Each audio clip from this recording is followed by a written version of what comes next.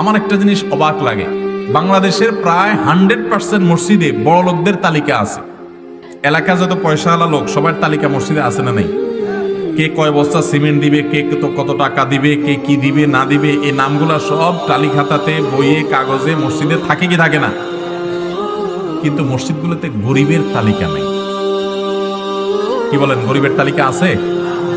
কেন নাই? মসজিদে শুধু পয়সাওয়ালাদের তালিকা কেন আছে, গরিবের তালিকা কেন নাই?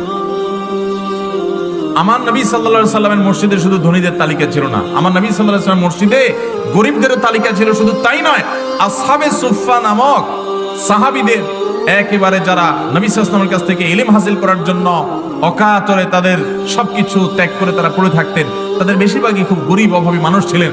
তারা নবী করিম সাল্লাল্লাহু আলাইহি ওয়াসাল্লাম মসজিদের সবচাইতে সম্মানিত ছিলেন, তাদের জন্য সবচেয়ে সম্মানজনক জায়গা বরাদ্দ করা ছিল, এবং তাদের অভাব মোচন করবার জন্য, সমাজের মানুষের কষ্ট দূর করার জন্য নবী সাল্লাল্লাহু আলাইহি ওয়াসাল্লাম মসজিদ থেকে উদ্যোগ গ্রহণ করেছেন।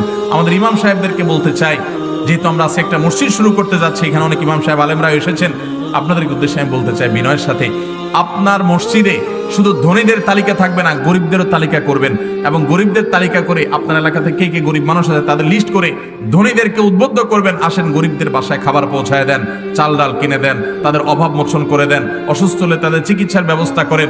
মসজিদ থেকে এই উদ্যোগগুলো নিতে হবে, মসজিদ থেকে সমাজের সব কল্যাণমূলক কাজগুলো আমরা করতে পারি। আমি গত কিছুদিন আগে ঢাকায় ইমামদের একটা সম্মেলন হয়েছিল, সেখানে বেশ কয়েকশো ইমাম উপস্থিত ছিলেন।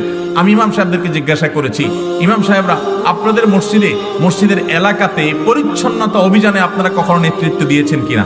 আমি আলহামদুলিল্লাহ বহুবার দিয়েছি, আল্লাহ আমাকে তৌফিক দিয়েছে। আপনাদের কেউ থাকলে হাত তোলেন। এক ভাই দাঁড়িয়েছেন, আমার খুব অবাক হয়েছে। তিনি দাঁড়িয়ে বললেন যে আমার মসজিদের যুবক যে ছেলেরা আছে, এই যুবক ছেলেদেরকে একত্র করে আমি উৎসাহিত করেছি যে চলো আমাদের আশেপাশে রাস্তাঘাটগুলোতে যত ময়লা আবর্জনা থাকবে আমরা সপ্তাহে একদিন সেটা পরিষ্কার করব।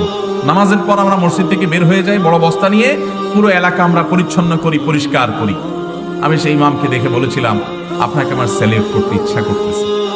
কোন মসজিদের এরিয়াতে স্বামী স্ত্রীর সাথে মনোমালিন্য হয়েছে, বিবাহ সম্পর্ক ভেঙে যাওয়ার উপক্রম, ইমাম সাহেব, খতিব সাহেব উদ্যোগ গ্রহণ করবেন যে কিভাবে তাদেরকে মিটমাট করা যায়, তা করব।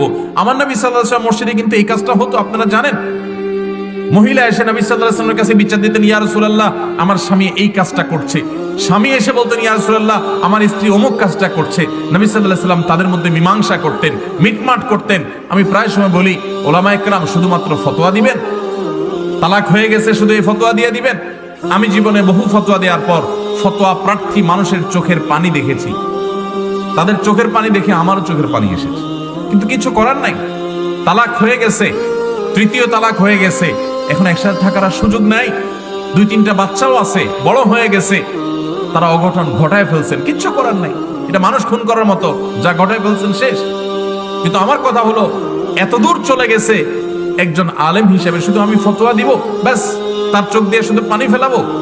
এই ঘটনা এত দূর যাওয়ার আগে মসজিদ থেকে উদ্যোগ নিয়ে, মসজিদ কর্তৃপক্ষ তাদের সহযোগিতা থাকতে হবে ইমাম সাহেবদের ব্যাপারে, তারা উদ্যোগ নিয়ে, কমিটির লোকেরা উদ্যোগী হয়ে এলাকাতে কলহ মিটমাট করবেন, মীমাংসা করবেন। এতদূর পর্যন্ত যেতে দিবেন না। যুবকরা সেখান থেকে সামাজিক কর্মকাণ্ড করে। আমরা এখন যুবকদেরকে তারা সুস্থ সংস্কৃতি, কোনো হারামের ছোঁয়ায় যাওয়া ছাড়া সুস্থ সংস্কৃতি চর্চা করবে, এমনকি শরিয়ার সীমানার মধ্যে থেকে যে ব্যায়াম, শারীরিক কসরত, খেলাধুলা যেগুলো করা যায়, শরিয়াতে কোনো নিষেধ নাই, সেগুলো তারা করবে মসজিদের ছত্র ছায়া থেকে। এই সুযোগটা আমরা আজকাল যুবকদেরকে দেই না। আমাদের প্রিয় নবী সাল্লাল্লাহু আলাইহি ওয়াসাল্লামের যে মসজিদ ছিল, সেখানে ইথিওপিয়ান সাহাবীরা, নিগ্রো সাহাবীরা তারা খেলাধুলা করছিলেন মসজিদের আঙিনা। নবী সাল্লাল্লাহু আলাইহি ওয়াসাল্লাম নিজে তার স্ত্রী উম্মুল মুমিনিন আয়েশা রাদিয়াল্লাহু আনহাকে সাথে নিয়ে সেই খেলা অবলোকন করেছেন, দেখেছেন, পারমিশন দিয়েছেন সেখানে। আজকাল মসজিদের মাঠে যদি পোলাপান খেলতে আসে, মুরব্বীরা ঠ্যাং ভেঙে দিবে। এই ছেলেপেলেগুলোকে আপনারা দূরে সরাই দিলে তারা কোথায় যাবে? এরাই কিশোর গ্যাং হয়ে যাচ্ছে, এরাই মাদকের দিকে হাত বাড়াচ্ছে, এরাই নানান অনাচার করছে, তারা শব্দ সন্ত্রাস করে গানের আওয়াজে এলাকাবাসীকে অতিষ্ঠ করে ছাড়ছে। কারণ এই ছেলেগুলোকে আপনি মসজিদের আঙিনা, মসজিদের ছায়া আসতে দেন নাই, আপনি তাদের জন্য সুস্থ সংস্কৃতির ব্যবস্থা রাখেন নাই। মসজিদ শুধু ওয়ালের নাম না, মসজিদ কার্যক্রমের নাম।